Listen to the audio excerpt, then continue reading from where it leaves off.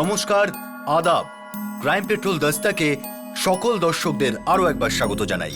6 মাস আগে আমার ছেলের প্রমোশন হয়েছে, এখন আবার প্রমোশন হচ্ছে। দেখুন, এমনিতেও জব করার কোনো দরকার নেই, সব কিছুই আছে। আমার মেয়ে আপনার বাড়ির গরিমা আরো বাড়িয়ে দেবে, আপনার ছেলেকে সব সময় খুশি রাখবে। স্যার, একটা কথা আছে, আমি আপনাকে প্রথমেই বলে দিই যে আসলে যে আমরা না পণ প্রথার একদম বিরুদ্ধে, ও এটাই আমাদের ছেলে আপনাদেরকে বলতে চাইছে। এ আপনাদের বড় মনের পরিচয়। আমার মেয়ের ভাগ্য ভালো যে আপনাদের বাড়িতে যাচ্ছে।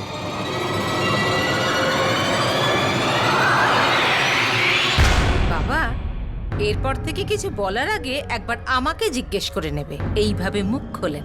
মা আজ না হলে কালও জেনেই যাবে যে আমি বললাম না মুখ খুলবে না। ও যা কিছু জানতে পারবে সেটা বিয়ের পর। একবার ও তোমার বউ হয়ে গেলে তখন ওকে সব কিছু করতে হবে। একজন মা নিজের ছেলের ব্যাপারে পাত্রীপক্ষের বাড়িতে একটা কথা গোপন করলো। মেয়েটার পরিবার গরিব ছিল, একটা সচ্ছল ওয়েল সেটেলড ছেলের সঙ্গে তার বিয়ে হতে যাচ্ছিল। কন্যাপক্ষ আনন্দে ভেসে যাচ্ছিল, ওরা বেশি খোঁজ খবর নেয়নি। কিন্তু সত্য কতক্ষণ গোপন থাকবে? বিয়ের অনুষ্ঠানের সময় কোনো কিছু গোপন রাখা অপরাধের সমান। আর এটা একটা আভাস দেয় যে এই একটা মিথ্যে ভবিষ্যতের সম্পর্কে ভাঙন ধরাবে। July 2011, new Delhi.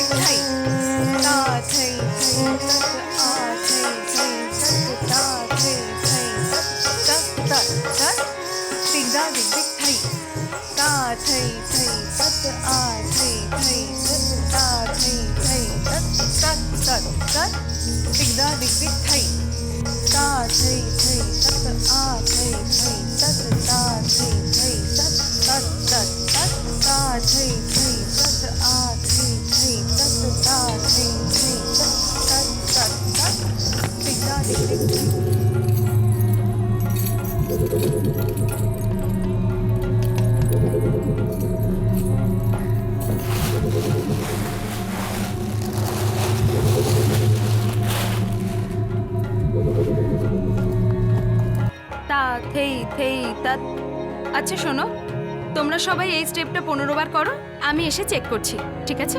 Continue.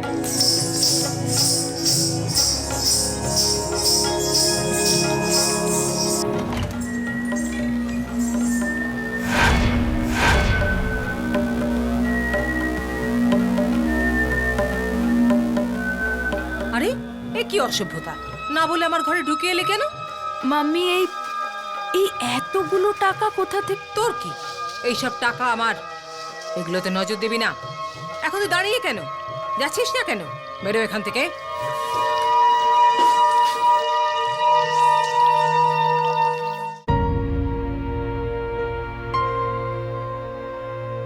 Mummy, তুমি অন্তত আমাকে তো বলতেই পারো।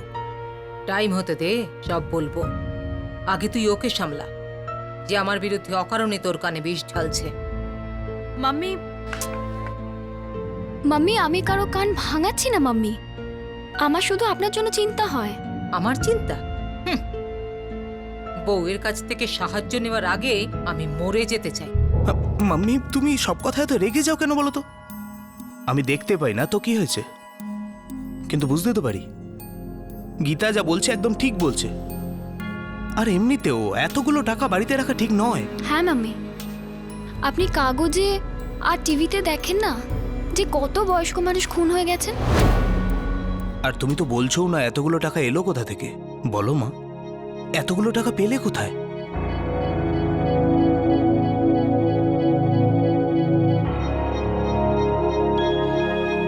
কুনাল দা, তুমি তো এমনিতে মায়ের স্বভাব জানো, মুখ বন্ধ মানে একদম মুখ বন্ধ।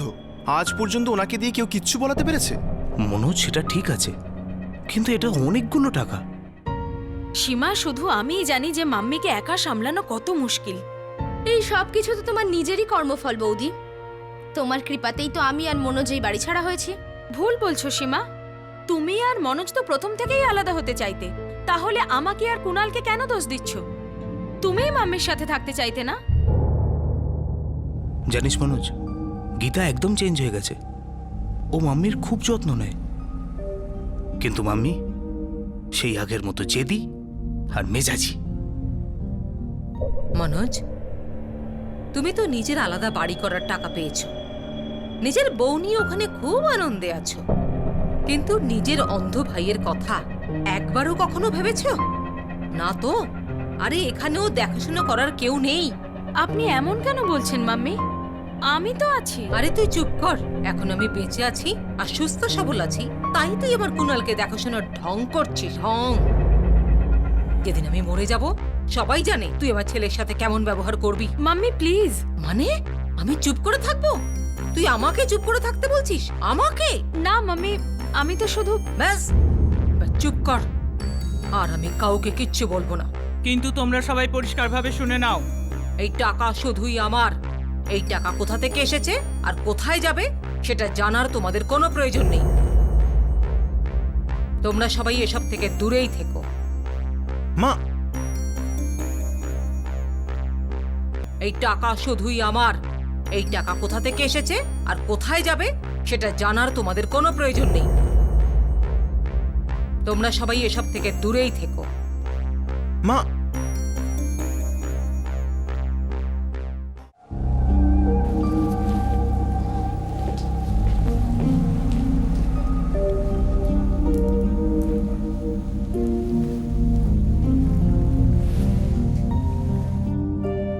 মাম্মি, আমি ট্যাক্সি ডেকে দিয়েছি, 5 মিনিটে চলে আসবে।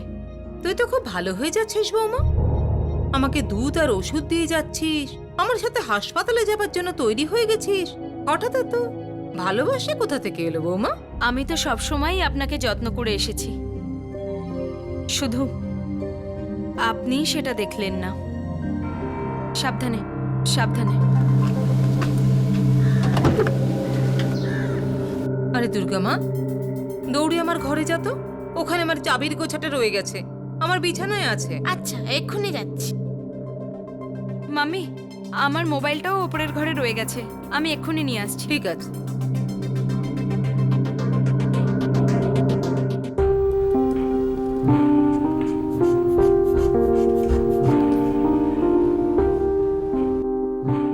আপনি নিজের ওষুধগুলো টাইমে টাইমে খাচ্ছেন তো? হ্যাঁ ডাক্তারবাবু, আমি টাইম মতো সব ওষুধ দিয়ে দিই।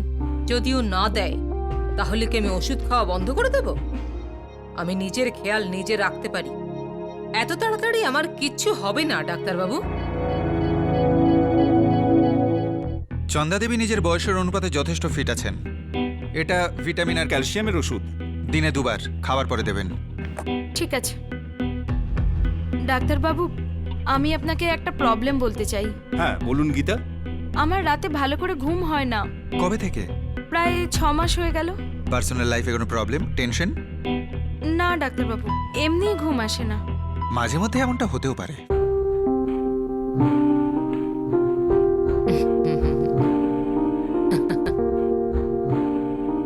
মাম্মি, অনেক রাত্রি হলো, এবার আপনি ঘুমিয়ে পড়ুন। এখন তুই আমাকে বলবি আমি কখন উঠবো আর কখন ঘুমাবো?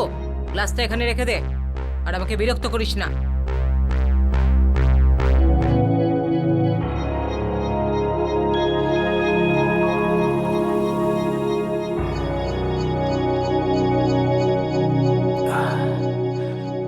এসে গেছো তুমি? হুম। ওই মাম্মি ওষুধগুলো সময় মতো খাচ্ছে তো? হ্যাঁ, খাচ্ছে। আচ্ছা শোনো, হ্যাঁ, মাম্মি মনোজ আর সীমার কাছে যাবে বলছিল। তো ওনাকে তুমি ড্রপ করে দেবে তো? আমি জিজ্ঞাসা করেছিলাম, কিন্তু উনি বললেন যে না, উনি একাই যাবেন। সেটাও ঠিক আছে, জিজ্ঞেস করা আমাদের দায়িত্ব ছিল।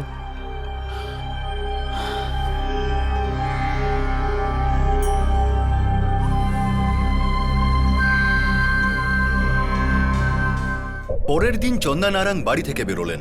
ওনার বৌমা গীতার কথা মতো চন্দা নারাং এটা বলে গিয়েছিলেন যে উনি নিজের ছোট ছেলে মনোজের বাড়িতে যাচ্ছেন, কিন্তু রাত্রি হয়ে গেলেও চন্দা নারায়ণ বাড়ি ফিরলেন না।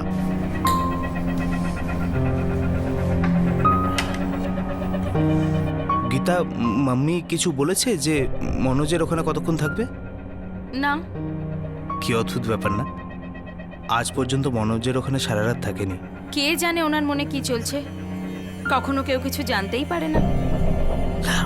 কুনাল, তুমিও বাড়াবাড়ি করো, যা দরকার চেয়ে নেবে। তুমি যখন কিছু দেখতেই পাও না, এসব পাকামি করার দরকারটা কি? পুরো ডালটা নষ্ট করে দিল। थई थई तत ता थई थई तत तत थई तिगदा दिग दिग थई तिगदा दिग दिग थई तिगदा दिग दिग थई तिगदा दिग दिग थई ता थई थई तत आ थई थई तत ता थई थई तत तत थई। গীতা, আবার কি হলো? গীতা, ওই মাম্মি মনোজ আর সীমার ওখানে নেই। নেই মানে? গীতা বৌদি, এসব কি বলছো তুমি? মা তো এখানে আসেইনি। কিন্তু পরশু মাম্মি তো তোমাদের বাড়ি যাবে বলেই বেরিয়েছিল মনোজ। তো মা গেল কোথায়? আমি কি করে বলবো মনোজ যে মাম্মি কোথায় যেতে পারে? গীতা বৌদি, অ্যাটলিস্ট আমাদের ফোন করে এটা তো ইনফর্ম করতে পারতে যে মা এখানে আসছে। তো মা গেল কোথায়? আমি কি করে বলবো মনোজ যে মা কোথায় যেতে পারে? গীতা বৌদি, অ্যাটলিস্ট আমাদের ফোন করে এটা তো ইনফর্ম করতে পারতে যে মা এখানে আসছে। 3 দিন 65 বছরে চন্দা নারায়ণ নিজের বাড়ি ফিরলেন না।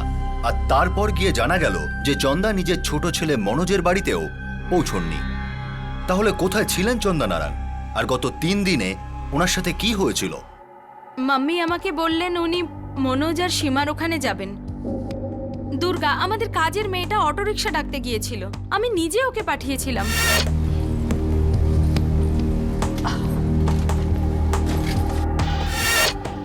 সকাল 11টায় আমি মাম্মিকে দুধ আর ওষুধ দিলাম, তারপর উনি বেরিয়ে গেলেন। আপনি কোথায় থাকেন মিস্টার মনোজ? পশ্চিম বিহার। স্যার, চন্দাদেবীর ফোন এখনো বন্ধ আসছে। স্যার, ওনার ফোন কাল থেকে সুইচ অফ। আজ সকালেও ট্রাই করেছি, কিন্তু ফোন বন্ধ ছিল। অন্য কোথাও গিয়ে থাকবেন, অন্য কোনো আত্মীয়র বাড়ি, আউট অফ দিল্লি, আশ্রম বা মন্দির কোথাও। আমার বড় মামা সাউথ প্লেসে থাকে, আমরা সেখানে ফোন করেছিলাম, মাম্মি ওখানেও নেই। কাজের লোকটাকে ডাকো, ওকে জিজ্ঞেস করো অটো রিক্সা কোথা থেকে এনেছিল।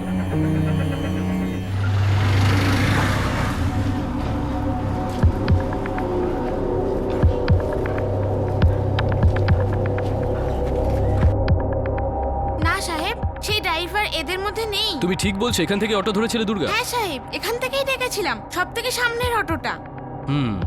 এই শোনো, সালাম স্যার। এই 3 দিন আগে এখান থেকে একটা ভাড়া গিয়েছিল, এই এ ব্লক থেকে আনন্দবিহারের, ওই সকাল 11টা নাগাদ। বলতে পারবে কে গেছিল? না স্যার। চন্দা দেবী না বলে কোথায় আর কেন চলে গেলেন? উনি মিথ্যা কেন বললেন যে ওনার ছোট ছেলের বাড়ি যাচ্ছেন? স্যার, আমি কিছু ব্যাকগ্রাউন্ড চেক করেছি। ওনার ছোট ছেলে মনোজ বছর 4 আগে নিজের স্ত্রী সীমাকে নিয়ে আলাদা হয়ে যায়, আর ওনার এই আনন্দবিহারের বাড়িটা মিস্টার নারায়ণের নামে ছিল। উনি 10 বছর আগে মারা গেছেন, আর বাড়িটা চন্দা দেবীর নামে করে যান। তুমি বলতে চাইছো এটা পারিবারিক সমস্যা এই বাড়িটাকে নিয়ে? আমি জানি না স্যার, শুধু এটা জানি যে মাম্মি কোথাও থেকে অনেক টাকা নিয়ে এসেছিলেন, যেগুলো উনি নিজের লকারে রেখেছিলেন।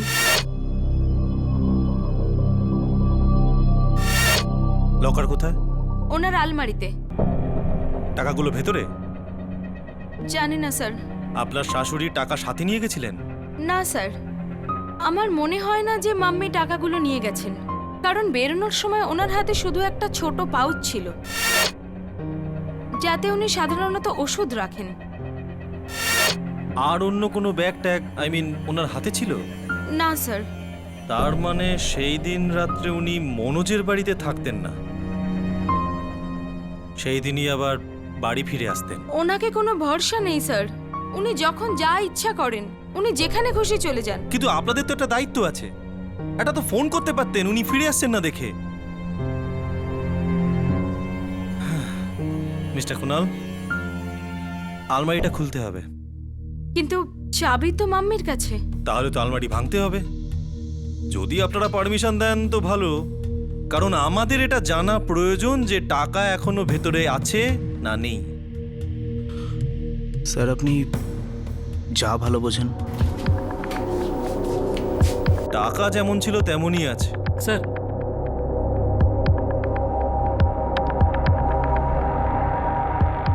মিস্টার কুনাল, আপনারা কি জানেন যে আপনাদের বাড়ি F31 আনন্দ বিহার বিক্রি হয়ে গেছে?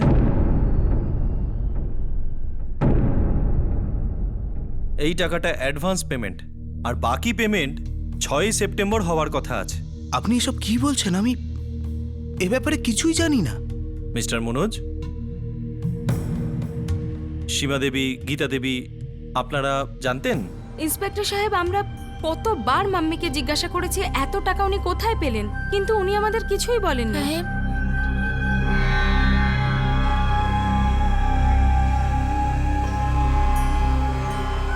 অদ্ভুত ব্যাপার, টাকা যেমনকা তেমন, অথচ চন্দা দেবী নিরুদ্দেশ।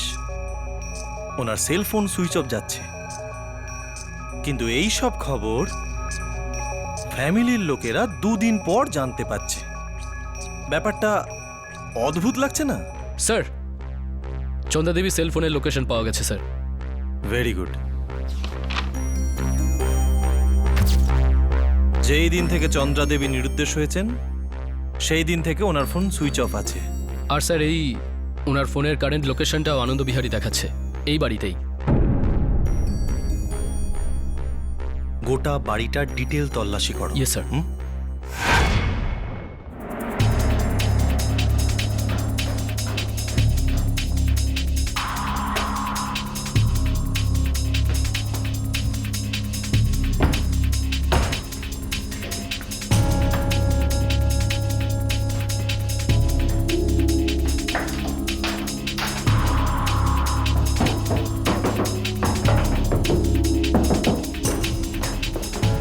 এসব আপনি কি কথা বলছেন ইন্সপেক্টর?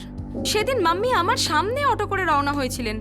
আপনার সন্দেহ ভিত্তিহীন। ভিত্তিহীন হলে সেটা সন্দেহ থাকে না, আর আমরা পুলিশরা যখন সন্দেহ করি তাতে অনেক ডাউট থাকে, আর যতক্ষণ না আমাদের ডাউট ক্লিয়ার হচ্ছে সন্দেহটা আপনার উপরেই থাকবে মিসেস গীতা নারাং।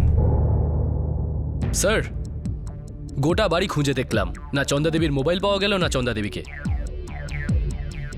মিস্টার মনোজ, হ্যাঁ, আমাদের আপনার বাড়িও চেক করতে হবে। স্যার, আমার বাড়ি তল্লাশি করে কি হবে? মা তো আমাদের বাড়িতে যায়নি, আর গেলেও রাতে আমার বাড়িতে থাকে না, কারণ সবাই জানে আমার স্ত্রী আর আমার মায়ের সাথে একদমই বনি বনা হয় না। আমাদের যা জানার আছে সেটা আপনার বাড়ির তল্লাশির পরেই জানা যাবে। স্যার, মনোজের বাড়িও ভালো করে তল্লাশি করেছি স্যার, সেখানেও কিছু নেই। যাই হয়ে থাকুক, এই দুটো বাড়ির মধ্যেই হয়েছে শেখর। এক কাজ করো, দুটো বাড়ির প্রতিবেশীদের সাথে কথা বলো, কেউ না কেউ তো চন্দা দেবীকে আসতে বা যেতে দেখেছে।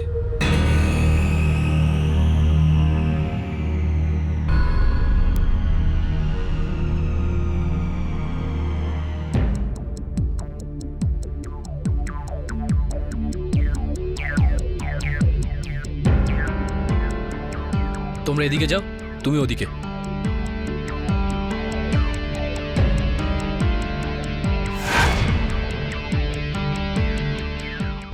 সাহেব, আমার এখানে কম করে 6 বছর হয়ে গেল। F31 নারাং পরিবার তোমার খদ্দের? হ্যাঁ স্যার, ওনাদের কাপড় এখানে আসে। চন্দা দেবীকে চেনো? ওনাকে তো সবাই চেনে সাহেব, খুব কড়া মহিলা। 4 দিন আগে 16ই জুলাই ওনাকে কোথাও যেতে দেখেছিলে? হ্যাঁ, দেখেছি সাহেব। অটোতে যাচ্ছিলেন, অটো নাম্বার মনে আছে? অটোর নাম্বার মনে থাকার কোনো প্রশ্নই নেই সাহেব। তার মানে? কারণ উনি অটোতে তো জানেনি, উনি প্রাইভেট ট্যাক্সি করে গেছিলেন।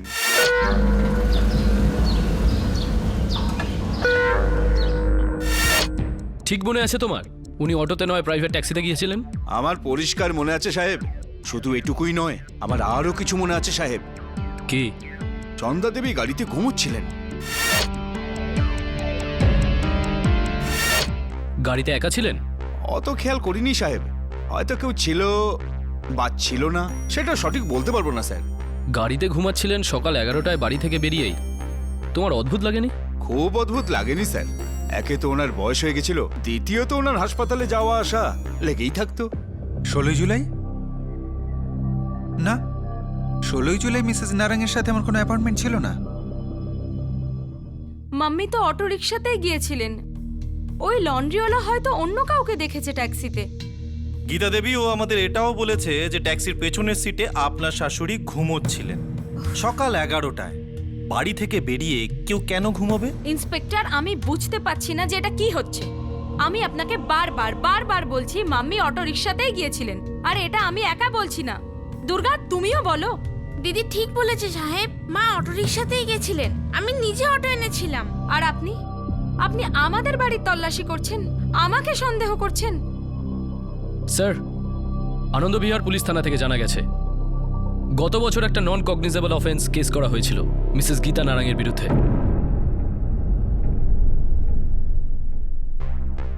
আপনার শাশুড়ি আপনার বিরুদ্ধে থানায় কমপ্লেন করেছিলেন যে আপনি ওনাকে ওষুধের ওভারডোজ দেন আর ওনাকে অজ্ঞান করার চেষ্টা করেন।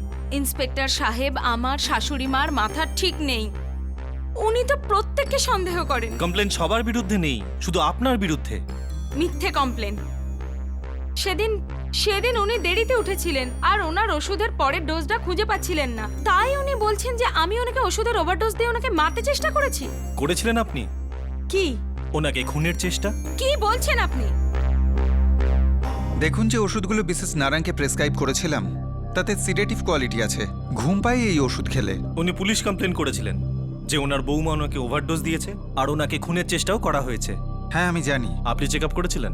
হ্যাঁ, পরের দিন আমি চেক আপ করেছিলাম, কিন্তু কিছু পাইনি। তবে একটা কথা হচ্ছে, এই মিসেস নারাঙ্গ একটু হাইপার, নিজের বৌমাদের নিয়ে একটু বেশি এক্সাইটেড হয়ে যান। এক সেকেন্ড ইন্সপেক্টর, যদি ওভারডোজ আর অজ্ঞান করার কথা বলেন তাহলে আপনাকে একটা কথা বলা জরুরি মনে হচ্ছে। Please doctor. আমার একটা কথা মনে পড়ছে। আমার রাতেও ঘুম হয় না।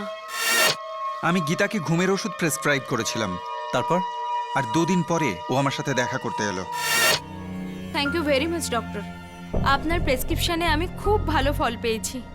কিন্তু তুমি এই ওষুধগুলো অভ্যাস করে ফেলো না জানো? এই ওষুধগুলো কতটা বিপজ্জনক? কোন হিসেবে বিপজ্জনক বলছো? আই মিন ওভারডোজের ফলে অজ্ঞান বা নো নো তেমন নো নো কিছু? No no, don't worry about that. আমি তোমাকে যে ওষুধ প্রেসক্রাইব করেছি সেই ওষুধ যদি একসাথে 15টা খেয়ে নাও তবেই অজ্ঞান হবে। ও আর এতগুলো ওষুধ কোনো কেমিস্টই তোমাকে দেবে না।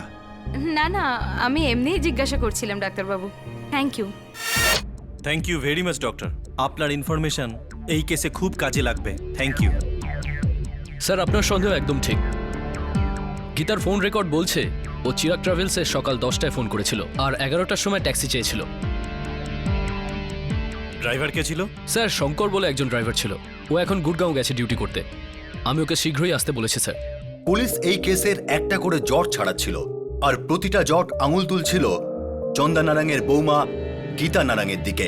পুলিশ একদম নিশ্চিত ছিল যে অপরাধী গীতাই, কিন্তু চন্দা নারাঙ্গ এখনো নিরুদ্দেশ ছিল।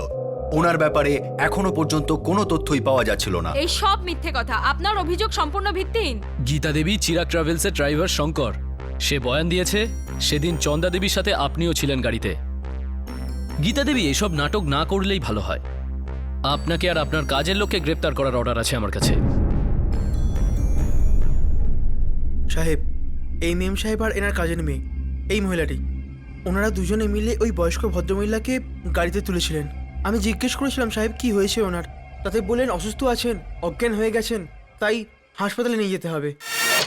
সাবধানে মাম্মি, আস্তে আস্তে। আপনি গাড়ি স্টার্ট করুন তাড়াতাড়ি। ঠিক আছে। দুর্গা, তুমি বাড়ির খেয়াল রেখো। আমি হাসপাতালে পৌঁছে তোমায় ফোন করছি, ঠিক আছে? আচ্ছা দিদি। গীতা দেবী, গত বছর আপনার শাশুড়ি আপনার বিরুদ্ধে হয়তো মিথ্যে অভিযোগ এনেছিলেন যে আপনি ওনাকে অজ্ঞান করার চেষ্টা করেছিলেন, কিন্তু এইবার আমি নিশ্চিতভাবেই বলতে পারি আপনি ওনাকে অজ্ঞান করেছেন। ওনার ওষুধ দিয়ে না, বরং আপনার ঘুমের ওষুধ দিয়ে। Am I right Mrs Gita Narang? Durga, ওই মেডিকেল স্টোরে যাবে না, অন্য মেডিকেল স্টোর থেকে ওষুধগুলো এনো, ঠিক আছে? ঠিক আছে দিদি। যাও। আমি কিছু করিনি সাহেব, আমি শুধু দিদি যা বলেছে তাই করেছি। উনি আমাকে আলাদা আলাদা দোকানে পাঠিয়েছিলেন আর অনেক ওষুধ আনিয়েছিলেন। গীতা দেবী, ডাক্তার আপনাকে 2টো ওষুধ প্রেসক্রাইব করেছিলেন, আপনি ওনার থেকেই জানলেন যে 15টা ওষুধ খেলে অজ্ঞান আর ওর থেকে বেশি খেলে মৃত্যুও হতে পারে। আপনি 25টা ওষুধ আনালেন আর সব কটা লুকিয়ে আপনার শাশুড়িকে খাইয়ে দিলেন, রাইট? প্ল্যান করেছিলেন যে মিসেস চন্দা নারাং কোনোভাবেই যেন না বাঁচতে পারেন।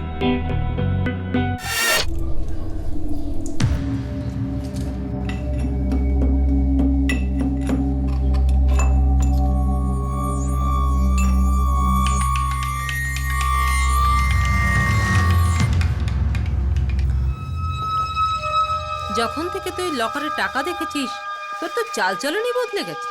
এমন সেবা করছিস যেন আমি তো শাশুড়ি না, নিজের মা। এসব আপনার মনের ভুল মাম্মি। তাড়াতাড়ি দুধটা খেয়ে নিন। এতে বিষ মিশিয়ে দিসনি তো? মাম্মি, আপনি বারবার বারবার এক কথা কেন বলেন?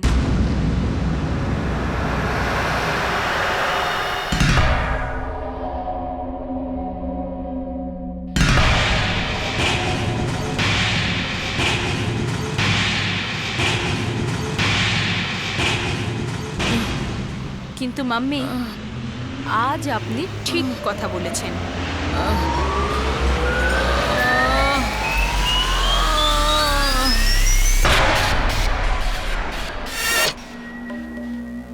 আপনি জানতেন লকারে কত টাকা আছে? হ্যাঁ, জানতাম। এটাও জানতেন যে বাড়ি বিক্রি হয়ে গেছে? হ্যাঁ। সাবধানে সাবধানে মাম্মি। আরে দুর্গা মা, দৌড়ে আমার ঘরে যা তো। ওখানে আমার চাবির গোছাটা রয়ে গেছে, আমার বিছানায় আছে। আচ্ছা, এক্ষুনি আনছি। মাম্মি, আমার মোবাইলও ওপরের ঘরে রয়ে গেছে, আমি এক্ষুনি নিয়ে আসছি। ঠিক আছে।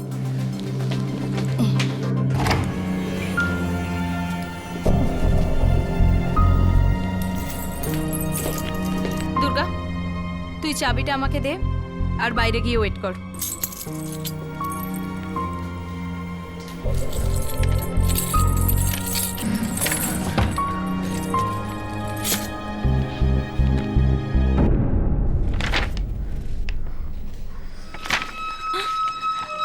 মাম্মি বাড়ি বিক্রি করে দিচ্ছেন? আমি যা বলবো তাই করলে তোর জীবনটাই বদলে যাবে। লাশ গুম করলেন কোথায়?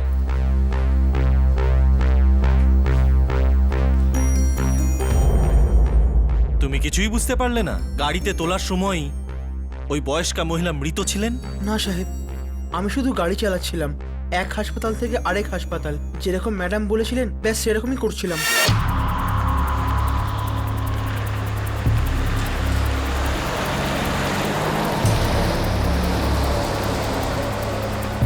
এবার কোন হাসপাতালে যেতে হবে মেম সাহেব?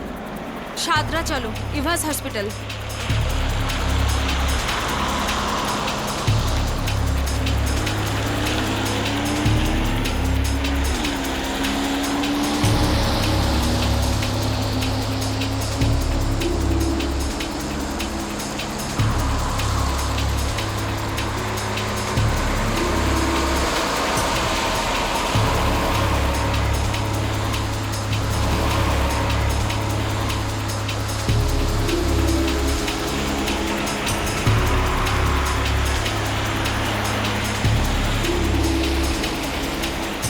মেম সাহেব, ইতিমধ্যেই আমরা দিল্লির সব হাসপাতালে চক্কর মেরে নিয়েছি। তো ব্যাপারটা হলো মাসিমার শরীর একটু বেশি খারাপ মনে হচ্ছে আমার। আর আপনি এনাকে কোনো হাসপাতালে ভর্তিই করছেন না, এরকম কেন? তাতে তোমার কি? তোমাকে যা বলা হচ্ছে তাই করো। এবার এইমস নিয়ে চলো। তারপর ম্যাডাম বললেন গাড়িটা মর্গের পেছনে নিয়ে চলো।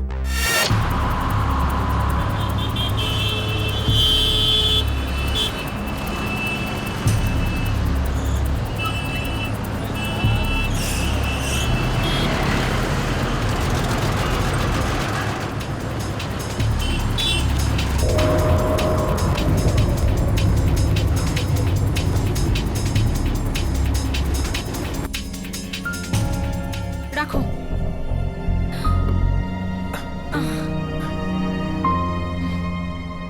ম্যাডাম, এটা কি করছেন আপনি? দেখুন ম্যাডাম, আমার ভয় করছে। তোমার নাম কি?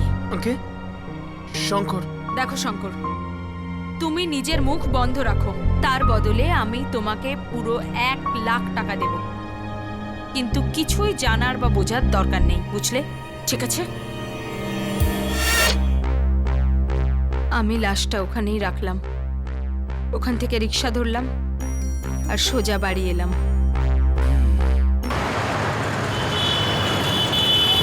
16 জুলাই একটা লাশকে মর্গের বাইরে ফেলে গেছিল, দাবিহীন লাশ। স্যার এটা তো রেকর্ড চেক করার পরেই বলতে পারবো।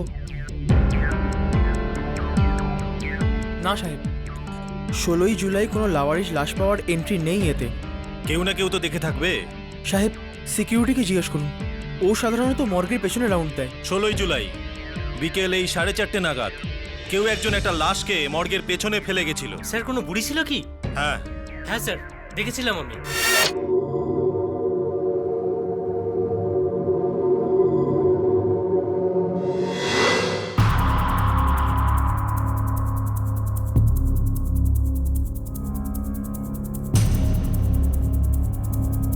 নিঃশ্বাস তো পড়ছে, তার মানে বেঁচে আছে। কিন্তু স্যার ওই যে লাশটা, ওটা লাশ ছিল না, ওই বুড়িটা বেঁচে ছিল। আমি সঙ্গে সঙ্গে ওয়ার্ডেন সাহেবকে খবর দিই, আর এখন ওই বুড়িটা বেড নাম্বার 56-তে আছে। আমরা এনাকে পাওয়া মাত্র রেস্কিউ অপারেশন শুরু করি, কিন্তু এনার কাছে কোনো আইডেন্টিফিকেশন পাইনি। ডাক্তারবাবু, ঈশ্বরের অসীম কৃপা যে মা এখনো বেঁচে আছে। অবস্থা খুবই সিরিয়াস, তাও বেঁচে যাবেন। এনার পেটে আমরা অনেক স্লিপিং পিলস পেয়েছি। এনার মেডিকেল রিপোর্টের কপি পাওয়া যাবে? আসুন।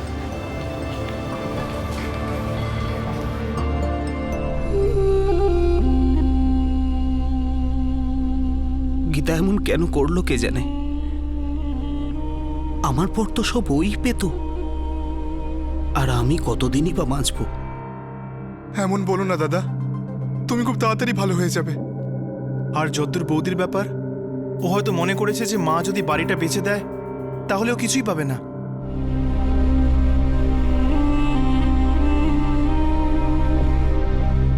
তোমার শাশুড়ি চন্দা নারাং বেঁচে আছেন, সারাটা জীবন জেলেই পচবে, বেঁচে মরে থাকবে। ও আমাকে আগে থেকেই ঘৃণা করতো। তাহলে তুমিও ঘৃণা করতে পারতে, আলাদা হয়ে যেতে, যা খুশি করতে, কিন্তু খুনের অধিকার কারণ নেই। তাহলে কি করতাম? ও বাড়ি বিক্রি করে দিচ্ছিল, কথা বললে মানতো নাকি? কখনো না। আর যদি একবার ওই বাড়ি বিক্রি হয়ে যেত, তাহলে আমাদের সারা জীবন শেষ হয়ে যেত।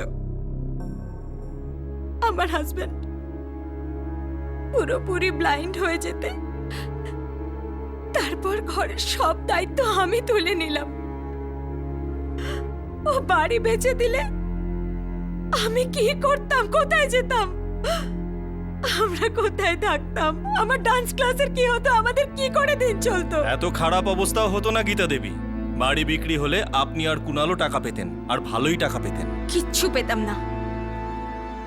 আর আবার আমার শাশুড়ি আমাকে সেইভাবেই ঠকাতো, যেভাবে 10 বছর আগে সে আমাকে আর আমার ফ্যামিলিকে ঠকিয়েছিল।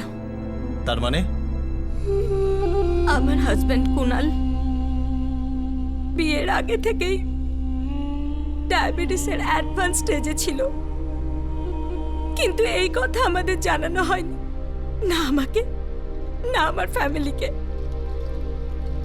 কি কি স্বপ্ন নিয়ে এসেছিলাম আমি ওই বাড়িতে, ছোট ছোট স্বপ্ন ছিল আমার, সব ভেঙে গেল, চুরমার হয়ে গেল। না আমি স্বামীর ভালোবাসা পেলাম, না সন্তানের সুখ। তাহলে কি বাকি থাকলো? শাশুড়ির সেবা, আর পরিবর্তে আমি কি পেলাম? খোটা আর ওনার নোংরা ব্যবহার। আমাকে ঠকানো হয়েছে। প্রথমে উনি দোষ করেছেন, তারপর আমি।